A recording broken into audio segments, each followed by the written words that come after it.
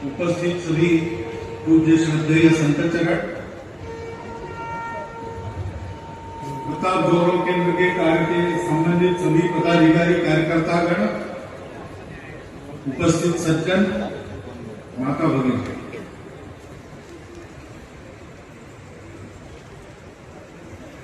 हल्दीघाटी युद्ध के 450वें वर्ष का कार्यक्रम, उसके लिए यही एक दिन उपलब्ध था, इसलिए एक दिन पहले आना होगा। तब ये ध्यान में नहीं था कि अधिक मास के कारण ज्येष्ठ शुक्ल तृतीया की तिथि जो मई में पड़ती है वो जून में पड़ेगी, वो उसी दिन पड़ेगी। तो महाराणा प्रताप की जन्म जयंती का दिवस है। तो दोनों संयोग इकट्ठा हो गए। आज महाराणा प्रताप जी की जयंती, कल युद्ध के 450 वर्ष पूरे हुए। हल्दीघाटी युद्ध की विजय क्यों हुई? इसलिए कि महाराणा प्रताप का जन्म,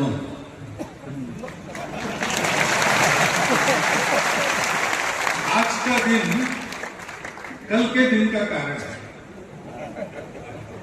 ये हमको समझना पड़ेगा। हल्दीघाटी युद्ध में विजय हुई महाराणा प्रताप की, भारत के पक्ष से लड़ने वाले लोगों की विजय ही हुई, ये तो बहुत स्पष्ट है। विमर्श उल्टा चला है, लेकिन तथ्य उसके विपरीत है। और मुगलों के जो इतिहासकार थे उन्होंने ही जो लिखा है वो अगर सुनते हैं तो कहते हैं कि पहले ही हमले में अपना स्थान छोड़कर हमको 6-7 मील पीछे जाना पड़ा। तो विजय किसकी हुई? फिर दूसरे हमले में एक बख्तरबंद सरदार उसके घोड़े से ही चीरा गया और सेनापति के हाथी पर चेतक ने अपने पैर रख दिए। विजय किसकी हुई? तीसरे हमले में लड़ाई तो हुई, लेकिन लड़ाई के बाद मुगल सेना जो भागी, गुगुदा चली गई, वहां उन्होंने घोड़े कूद कर पार न कर सके, ऐसा दीवारों का व्यूह बनाया, अपने आप को अंदर रख दिया और बाहर आने की हिम्मत नहीं की। खाने के लिए कच्चे आम वो खत्म हो गए तो अपने ही घोड़ों का मांस खाया, लेकिन किले के बाहर नहीं आए। विजय कौन हुआ?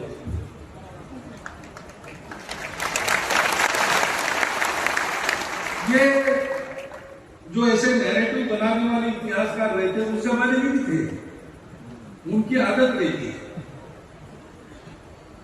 एक दूसरा उदाहरण मैं देता हूं। बाबू कुंवर सिंह, झांसी की रानी की मृत्यु के बाद और नाना साहब पेशवा नेपाल चले गए, कुछ लोग अंग्रेजों के शरण में चले गए, कुछ लोग लड़ना कायम रखा। तो बाबू कुंवर सिंह अपने राज्य वापस गए जगदीशपुर, और उस राज्य को उन्होंने अंग्रेजों से ले लिया लड़ते लड़ते। तो अंग्रेजों ने उनको जगदीशपुर जाने न देने के लिए बहुत सारे हमले किए। युद्ध में विजय, लेकिन बाबू कुंवर सिंह का तंत्र क्या था? अपने आप में जो राणा प्रताप ने हल्दीघाटी के युद्ध में तंत्र का इस्तेमाल किया, जो कई वर्षों से उसी प्रकार का उनका तंत्र था। अंग्रेजी फौज आती थी, इनकी फौज थोड़ी थी,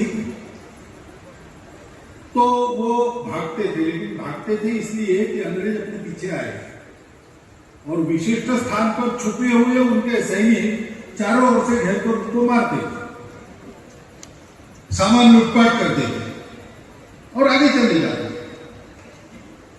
ऐसा होते होते जगदीशपुर चले गए, विजयी हो गए, राज्य वापस ले गया। आगे 10 महीने तक, उनकी तो 3 महीने में बाद में मृत्यु हो गई, लेकिन आगे 10 महीने तक वो स्वतंत्र ही रहा। लेकिन अंग्रेजों की रिपोर्ट क्या है? हम आए, बाबू सिंह हार गए, वो भाग गए, हमने पीछा किया, हमको कोई नहीं मिला, एक घोड़ा पीछे छूट गया था, उसको हमने प्राप्त किया और हमारे 50 सैनिक मारे गए, खाने पीने का सारा सामान चला गया, तोपे भी चली गई, वो बाबू सिंह ले गए, बाबू सिंह हार गए। ऐसे ही उस समय इतिहासकारों ने किया होगा, पता नहीं, उस समय नहीं किया होगा तो भी आज तो कर ही रहे कि इतनी बड़ी लड़ाई हो गई, राणा प्रताप को समाप्त करने के लिए दल बल सहित अकबर आया था, इतना बड़ा सैन्य संभार मेवाड़ पर टूट पड़ा और आखिर क्या हुआ? हम एक हाथी लेकर वापस गए और जब हाथी पर बैठकर जा रहे थे तो मेवाड़ की सामान्य जनता मिट्टी के ढेले फेंक फेंक कर हमको मार रही थी, हमने कुछ नहीं किया और जीते कौन? हम जीते। ऐसे कि वो होता है क्या? मेवाड़ का युद्ध, हल्दी घाटी का युद्ध एक लड़ाई नहीं थी, ये भारत के समाज का विदेशियों से जो लंबा संघर्ष कर रहा था उसका परिणाम लाने वाला एक युद्ध था। वहां लड़े थे थोड़े से मेवाड़ के वीर, मेवाड़ की जनता के साथ राणा प्रताप नेतृत्व कर रहे थे, लेकिन उत्तर दक्षिण पूर्व पश्चिम पूरा भारत उस लड़ाई पर निगाहे टिकाए बैठा था। उस लड़ाई ने यह तय कर दिया ये जो विदेशी आक्रमण है ये भारत को झुका नहीं सकता। नियति ने उसकी जितनी आयु लिखी है उतना रहेगा, लेकिन जाएगा, वो आया है, वो जाएगा। हम भारतवासी अपने धर्म संस्कृति से यहां पहले से है, बाद में भी रहेंगे। ये फिर एक बार तय करने वाला वो युद्ध था, वो जो आंधी चलकर आई थी, जिसने 77 वर्ष में स्पेन से साइबेरिया तक अपना सिक्का जमाया था, देश के देश उजाड़ दिए, परिवर्तित कर दिए, नाम के रह गए। वो आंधी यहां आई, टकराई, लेकिन बापा रावल, ललितादित्य ऐसे लोगों के प्रतिकार के कारण उल्टे मुंह मार खा के जो भाग गई, 200 साल अंदर पैर रखने की फिर हिम्मत नहीं हुई। और फिर जब आई तो प्रतिकार तो हुआ, बड़ा प्रतिकार हुआ, जैसा भारत था वैसा ही प्रतिकार हुआ, परंतु भाग्य साथ नहीं था। राजा आनंदपाल हार गए, पृथ्वीराज चौहान कपट युद्ध में हार गए, राणा सांगा की पराजय तो अनपेक्षित पराजय हुई। हिंदू समाज सोचने लगा कि क्या हमारे दिन पूरे हो गए, अब बाकी देशों जैसा हम भी अपना धर्म संस्कृति पूर्वज सब को छोड़कर कुछ दूसरे बन जाएंगे। ऐसा कभी नहीं होगा। ये निस्संदिग्ध उत्तर भारत के समाज को हल्दी घाटी की लड़ाई से हुई। ये उसका महत्व है। समय समय पर भारतवर्ष में ऐसी आंधियां बहुत आई,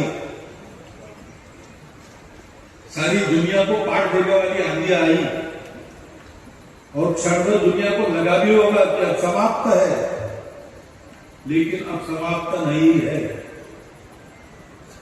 यूनान मिस्र रोमा सब मिट गए जहां से, कुछ बात है कि हस्ती मिटती नहीं हमारी। वो हस्ती हमारी पूरे रणावेश के साथ उग्र रणकंडी का रूप धारण करके उस समय हल्दी घाटी के मैदान में, हल्दी घाटी के दर्रे में प्रकट हुई और उसने पास के मैदान को रक्त तलाई बना दी। ये हमारा पराक्रम है, ये हमारा अमरत्व है। और जैसा मैंने कहा कि संयोग से उसका मूल जहां है उस मूल के जन्म का दिन आज पड़ता है। हमको विचार करना पड़ेगा, ऐसा क्यों हुआ? कंप्यूटर में डाटा डालते तो अकबर को ही जीतना था, लेकिन नहीं जीता। क्या था? इतनी छोटी सी सेना के पास क्या था जो अपने आप को हिंदुस्तान का सम्राट कहलाता था? उसको उन्होंने रोक दिया एक बार नहीं, उसके बाद कभी मेवाड़ की स्वतंत्रता पर आंच लाने की ताकत उनकी दिखी नहीं। टकराए बार बार, हर बार वापस हो। तो क्या था? कौन सी ताकत थी? एक बात है जिसका महाराज जी ने बार बार आपको स्मरण कराया है कि केवल राणा प्रताप नहीं लड़े, केवल उनकी सेना नहीं लड़ी, केवल मेवाड़ का राजवंश नहीं लड़ा, पूरा समाज लड़ा। सब भेद भूलकर लड़ा। जात पात की बात, खान पान रीति रिवाज की बात दूर हो गई, पूजा पाती भी अलग अलग थी, वो भी दूर हो गई।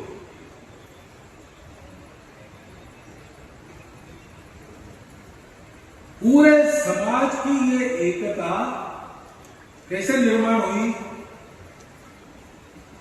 तो जिनको ये संघर्ष का नेतृत्व करना था, नेतृत्व के लिए नहीं करना था, स्वत्व की रक्षा के लिए करना था।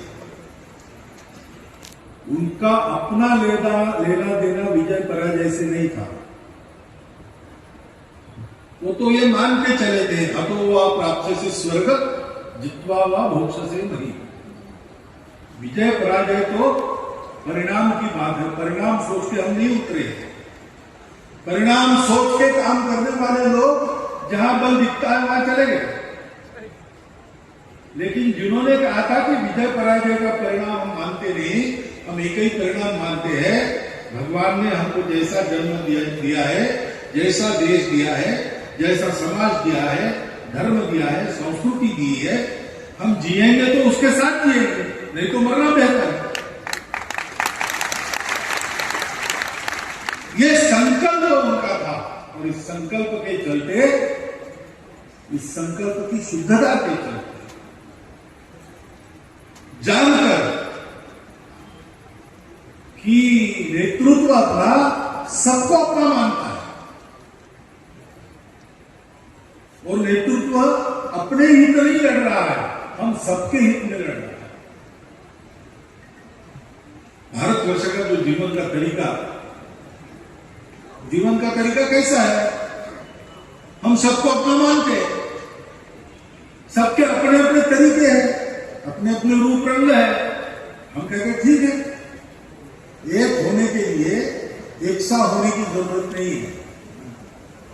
एक होने के लिए तो मन में एकता चाहिए, समरसता चाहिए।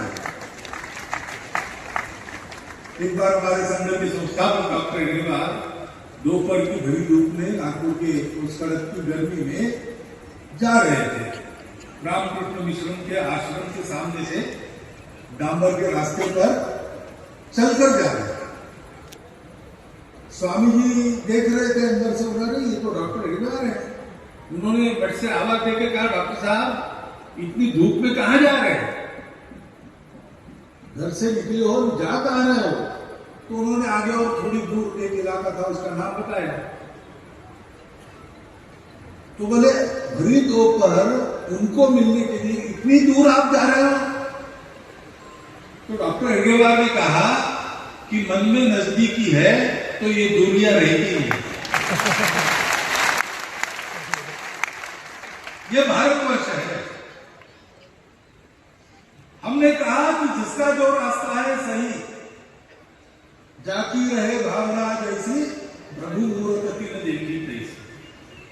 और इसलिए हमने सबका स्वागत किया, सबको रचाया बचाया, सबको ज्ञान दिया। बाहर भी गए, सेना लेके नहीं गए, ज्ञान लेके गए। कुछ सेवा करने के लिए आवश्यक वैद्यकीय ज्ञान वगैरह लेके गए, विद्या लेके गए, संस्कृति लेके गए। जाके हमने दोस्ती की और दोस्ती के आधार पर अपनी अच्छी बातों को सारी दुनिया को दिया। ऐसे हम भारतवर्ष, ऐसे हम जी रहे। थोड़ा सा असावधान हो गए तो हमने सोचा दुनिया में सब लोग ऐसे ही हैं। लेकिन दुनिया में एक नई बात निकली, हम ही सही बाकी सब गलत। और उसकी आड़ लेके अपना साम्राज्यवाद, अपना वर्चस्व प्रस्थापित करने का एक दुर्गुण जिन्होंने पाला, उन्होंने सारी दुनिया में तबाही मचाई। क्योंकि भारतवर्ष के भाग्य में है कि दुनिया की ऐसी दुष्ट ताकतें वो अपने जीवन भर दुनिया में अपने खेल करती है और मरने की बारी जब आती है तो भारत की ओर दौड़ती है। उनकी उत्तर में हमको ही करनी पड़ती है। ऐसी वो आंधी भारत के ऊपर दौड़ी और जहां उनको विजय मिली वहां जीतकर उन्होंने हम ही सही बाकी सब गलत ये अपना तरीका प्रस्थापित करने का प्रयास किया। वैसे तो राजा सत्ता को हम महत्वपूर्ण नहीं मानते, वो कोई भूख हमें कहा नहीं, क्योंकि हमारे यहां राजा हुए, अनेक राजा हुए, उनकी आपस में लड़ाइयां भी हुई, राजा बदले भी, लेकिन किसी राजा ने अपने तरीके दूसरों को थोपे नहीं। मतलब था सत्ता से, बस मैं प्रभु हूं, उसके लिए लड़ाई होती थी। लेकिन लड़ाई होने के बाद पूरा बदलने का प्रयास किया, ऐसा किसी ने नहीं किया। जब ये होने लगा तब हमको ध्यान में आ गया कि सबसे कीमती हमारा धन जो है उसी को लूटने वाले हैं।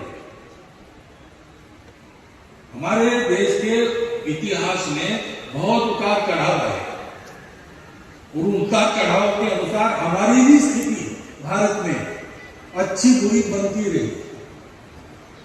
कभी जब सब ठीक था, हम सब लोग बहुत सुखी थे, धन साधन से भरपूर थे, स्वास्थ्य भी ठीक रहता, सारी बातें अच्छी थी, जैसे राम राज्य का वर्णन होता। लेकिन कभी उतार आ गया, विपत्ति में पड़ गए तो हम सब लोग दरिद्री हो गए। आसमानी सुल्तानी दोनों आपत्तियों की शिखा, संसार दुख से भरा, पेट में अन्न नहीं, आदि तुलसीदास जी ने वर्णन किया है क्या स्थिति हो गई आक्रमण से अपने समाज। हमने अच्छे दिन भी देखे, बुरे दिन भी देखे, ये चलता रहेगा, परंतु हमने अपना सब कुछ खोकर भी तो कभी नहीं खोने दिया। वो ये हमारा तरीका है, हमारी संस्कृति है, हमारा धर्म है, हमारे देश की एकता है। आज भी देखिए आपस में बहुत लड़ते हैं बहुत सी बातों को लेकर, लेकिन जब भारत की सीमा पर कोई शत्रु बोलता है या अंदर घुसता है तो सब झगड़े भूलकर सारा देश एक होता है। बस यही है कि बाहर शत्रु है तब हम एक रहते हैं, और बाहर कोई नहीं है अपने को चुनौती देने वाला, तब भी एक रहना चाहिए, क्योंकि हमारी एकता ये वास्तव है, हमारी विविधता उस एकता से आई है। सबसे पहला आह्वान राणा प्रताप ने क्या किया? कुंभलगढ़ में रहते समय उस एकता को प्रस्थापित किया। ढीलों में जाकर रहते थे, राजपुरुष गरीब बस्ती में जाकर रहते थे, ये उन्होंने किया है। और इसलिए सारे समाज में उनके प्रति एक विश्वास, एक अपनापन, और उनके गुण तो देखे ही लोगों, कितने स्वाभिमानी थे, कैसे थे, न्यायी है, स्वाभिमानी है, चारित्र संपन्न है, और हम सबको अपना मानते हैं।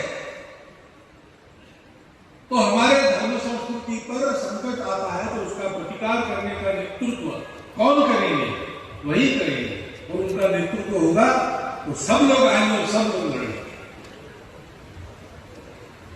वो संघर्ष पूरे समाज ने किया।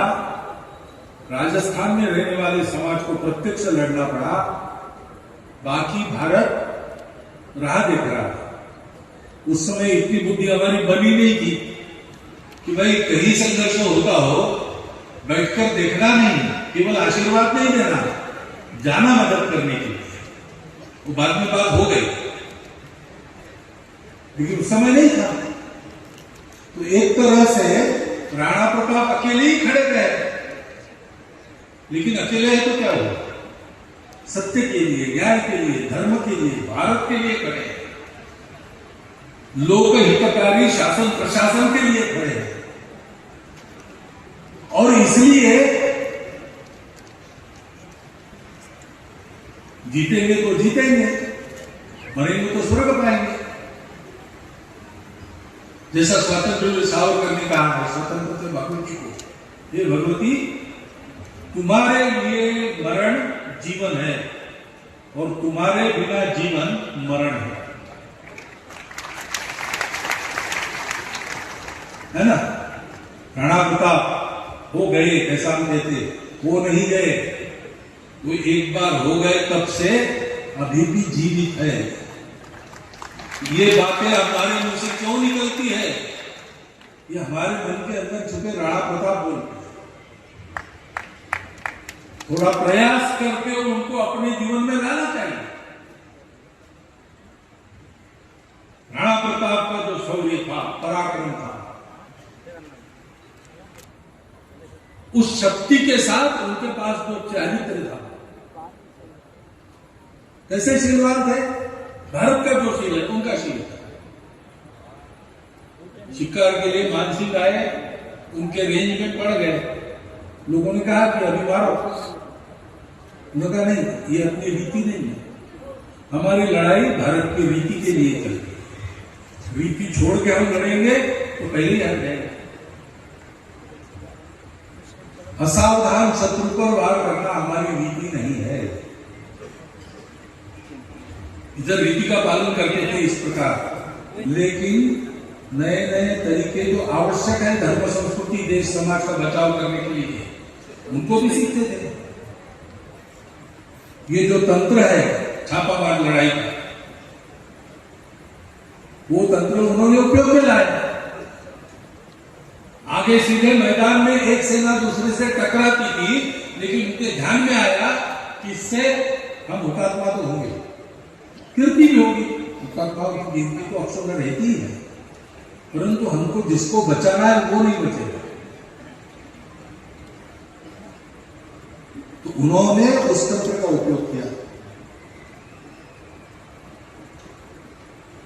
उस तंत्र के उपयोग से उनको पूर्ण विजय मिला। हल्दीघाटी की लड़ाई के तीसरे चरण में इसी का उपयोग करके उन्होंने अपनी सेना को मैदान से पहाड़ में खींचा। वो सेना सुरक्षित हो गई। आगे चल के मेवाड़ को मुक्त करने के बाद चावंड की राजधानी बनी और राज्य कारभार चलता रहा। सारे मुगलों के द्वारा आक्रांत किए गए थाने उन्होंने छुड़वा लिए और एक धर्म न्याय नीति का सुशासन, हिंदुआ सूरज के नाते एक हिंदू साम्राज्य उन्होंने स्थापना किया। अकबर विस्मृति में चला गया। आज हम राणा प्रताप की जयंती करते हैं। दुनिया में कहीं पर आपने सुना है अकबर की जयंती होती है? तो जीता कौन है भाई? हल्दीघाटी की युद्ध में विजय किसकी, ये कोई शंका की बात है?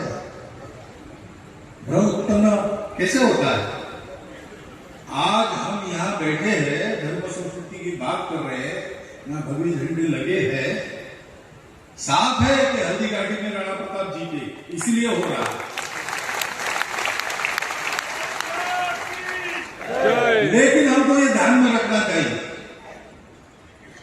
कि किन बातों के कारण जीते हो। केवल सेना के सामर्थ्य की बात नहीं है। सेना और शस्त्रों का सामर्थ्य देखेंगे तो अकबर का पलड़ा भारी था, लेकिन जो उसके पास नहीं है वो इनके पास था। ये सूर्यवंशी है ना, ऐसे ही एक सूर्यवंशी क्षत्रिय के सामने एक बहुत बलाढ्य शत्रु खड़ा हो गया। देव भी जिससे डरते थे ऐसा शत्रु था। और विभीषण ने राम को कहा कि कैसे जीतेंगे आप, उसके पास तो इतना सब कुछ है। तो फिर राम उत्तर देते हैं, रावण रथी विरथ रघुवीरा विभीषण ये देख के गया तो राम ने उत्तर दिया। क्या उत्तर दिया? उन्होंने बताया ये सद्गुण मेरे हैं, ये मेरा रथ बने हैं। हम जानते हैं रामचरितमानस। राणा प्रताप के मन में भी ये था, ठीक है हमारी फौज थोड़ी है, शस्त्र कम है, धन कम है, उसके पास इतना सारा है, लेकिन हमारे पास क्या है? सत्य है। हम भारत के लोग हैं, हम कभी गुलाम नहीं होते। एक चाणक्य हो गए, उन्होंने हमको मंत्र दे दिया है, वो आज भी हम नहीं बोलते। अनपढ़ से अनपढ़ आदमी हमारे देश का, जिसको अपने देश का नाम भी मालूम नहीं, वो उस मंत्र को जानता है, न त्वे आर्यस्य दास्य भावः। हम सुसंस्कृत है, हम कभी गुलाम नहीं बनते। कोई आक्रांता हमारे भूमि में पैर रखता है जिस दिन, उस दिन से उसको भगाने के हमारे प्रयास शुरू हो गए। भारत में अनेक आक्रांत आए पिछले 1000 वर्षों में, लेकिन इतिहास देखो, भारत में आने के बाद और बादशाह बनने के बाद भी एक दिन भी चैन की नींद नहीं सो सके, क्योंकि हर जगह कहीं ना कहीं चल रहा है आजादी के लिए, स्वतंत्रता के लिए। हमारा इतिहास गुलाम होने का इतिहास नहीं है, हमारा इतिहास गुलाम करने वालों के खिलाफ संघर्ष का इतिहास है। राणा प्रताप ने पूरे हिंदू समाज को, भारतवर्ष को और इन आक्रांताओं को भी संदेश दिया कि तुम समझ रहे हो कि भारत झुक गया, लेकिन ऐसी गलतफहमी में मत रहना, भारत जिंदा है, प्रबल नहीं है और तुमको भगा भी सकता है। ये बात उस पुण्य पर हुई, इसलिए हम उसका स्मरण करते हैं और राणा प्रताप की जयंती पर उनके पुण्य चरित्र का स्मरण करते हुए उसके पीछे जो गुणवत्ता थी, स्वाभिमान, स्व का गौरव, स्वाभिमानी में स्वयं के ऊपर व्यक्तिगत गर्व करते थे क्या राणा प्रताप नहीं? वो विनम्र थे स्वभाव से, गर्वीले नहीं थे। कोई एक राज परिवार का वो गर्व था क्या? नहीं, राज परिवार था, परंतु वो भारत का था। एक कवि ने उस समय कहा कि सारी लड़ाई हो गई और पूरे युद्ध में अकबर ही हार गया, क्योंकि राणा प्रताप ने अपना धर्म नहीं छोड़ा। उनको हिंदुआ सुधा क्यों कहते हैं? तो लड़ रहे थे सत्य के लिए, धर्म के लिए, संस्कृति के लिए, अत्याचारों के खिलाफ लड़ रहे थे, अपने देश की स्वतंत्रता का गौरव मन में धारण करके लड़ रहे थे, केवल अपने लिए नहीं लड़ रहे थे, स्वार्थ के लिए नहीं लड़ रहे थे। और ऐसा राज्य अपना स्थापित होता है तो ये परकीय राज्य और अपना राज्य, इसमें क्या अंतर है वो दिखाने का उनका सामर्थ्य था, उन्होंने दिखा दिया। कैसे सुव्यवस्था होती है अपने राज्य में, कैसे कलाओं का, विद्याओं का विकास होता है। राणा प्रताप जी के कारगिल का पूरा अध्ययन बाकी है, ऐसा मुझे लगता है। सावन में बैठकर उन्होंने जो सुराज्य का प्रवर्तन किया, उसके बारे में अधिक अध्ययन होना चाहिए। हमारे ऐसे राजाओं ने जो राज्य किए, उसमें जो व्यवस्थाएं की, जिस प्रकार विचार होता था, वो सारी बातें आज भी राज्यकर्ताओं के लिए कुछ पथ प्रदर्शन करती है। जो उसकी मूल बातें, बेसिक्स है, आज भी प्रजा को खुशहाल रखने के लिए, सुराज्य स्थापना के लिए उन्हीं का उपयोग करना पड़ेगा।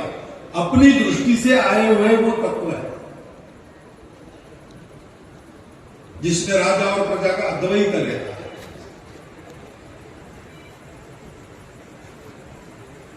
ये पूरा चरित्र का आदर्श उन्होंने रखा। उन्होंने केवल एक युद्ध नहीं जीता, एक स्वराज्य स्थापन करके दुनिया से चले गए, केवल ऐसा नहीं किया। उन्होंने आने वाले पीढ़ियों के लिए एक तरीका स्वयं के जीवन से जीकर बताकर उपलब्ध करा दिया। फिर कभी संकट आएगा, फिर ऐसा ही लड़ना पड़ेगा। क्या करना? राणा प्रताप का जीवन ऐसे ही नहीं कहते राजस्थान में माई एड़ा पूत जन जेड़ा राणा प्रताप, ऐसे ही नहीं कहते, वो वास्तविकता है। आज की स्थिति में महाराज जी ने कहा कि भारत के उत्थान से जिनके स्वार्थ के दुकान बंद होंगे, ऐसे अंदर के और बाहर के पूरे दुनिया के ऐसे लोग षड्यंत्र कर रहे हैं कि भारत उठ न पाए, झूठा डायरेक्टिव देते हैं, झूठे रिपोर्ट्स करवाते हैं, तरह तरह की हथकंडे रचकर हमको झुका लाने के लिए कर रहे हैं। हम कैसे इस परिस्थिति से पाए? वो लोग साधन संपन्न है, जनबल, धनबल, संगठन बल सब है उनके पास। हमारी जनसंख्या, हमारे पास धन साधन कम है। तो किस आधार पर हम खड़े रहे? जैसे राणा प्रताप खड़े रहे अपने स्वत्व के आधार पर, अपने धर्म संस्कृति के आधार पर, स्व गौरव और स्वाभिमान के आधार पर। हम वैसे ही एक होकर खड़े रहे, जैसे राजस्थान में राणा प्रताप ने मेवाड़ की जनता को इस आक्रमण के विरुद्ध संगठित किया। ऐसे ही एक होकर हम खड़े रहे, ऐसे ही शत्रुओं का आचरण करें। हमारा परस्पर व्यवहार इस सारे अभियान को, भारत के उत्थान के अभियान को आगे बढ़ाने वाला हो। हम अपनी छोटी छोटी संकुचित पहचान की बातें छोड़ दें। हो गया, पूरा भारत है, एक है, और दुनिया को धर्म देने वाला भारत खड़ा करना है। परम वैभव संपन्न, परम बल संपन्न भारत खड़ा करना है, अपनी रक्षा के लिए भी और विविध प्रकार की चुनौतियों से दुनिया की रक्षा के लिए भी, विश्व मानवता के लिए भी भारत का उत्थान होना आवश्यक है। भारत का उत्थान होना है तो हम सब भारतीयों में सत्गुणों का, सच्चारित्र का, बल का, सब बातों का उत्थान होना आवश्यक है। कैसे करना और कैसा होना, हमारे सामने राणा प्रताप, वो हमेशा रहेंगे। और जितनी मात्रा में हम उनके सद्गुणों का, उनके स्वाभिमान का, उनके स्वगौरव का, उनके शौर्य का, बल का, तेज का अनुकरण करेंगे, उतनी मात्रा में वो सदैव रहेंगे, सदैव रहेंगे। और जब तक वो है, तब तक हल्दी घाटी का युद्ध जितने बार होगा उतनी बार हम जीतेंगे। इसलिए केवल कोई शंका रखने की आवश्यकता नहीं। हमको जीतना है, हमको विजय करनी है, क्योंकि ये विजय हमारी विजय नहीं है, ये दानवता पर मानवता की विजय है, ये अव्यवस्था पर व्यवस्था की विजय है, ये दुर्गुणों पर सद्गुणों की विजय है, ये अधर्म पर धर्म की विजय है। धर्म, व्यवस्था, सद्गुण, विश्व मंगल, विश्व कल्याण की कामना लेकर हमको उस संघ के योद्धा के नाते खड़े होना है और सर्वथा अपने जीवन में राणा प्रताप के जीवन के सद्गुणों का अनुकरण करना है। ये संकल्प लेकर आज हम यहां से जाएंगे तो ये जो पुण्य पर्व है, जिसमें विजय और विजय का कारण दोनों का उत्सव है, वह पुण्य पर्व अपने पूर्ण फलों के साथ हमारे जीवन में फलित होगा, ये मेरा विश्वास है। यही आह्वान करता हूं और आपको धन्यवाद देता हुआ मेरे 4 शब्द समाप्त करता हूं।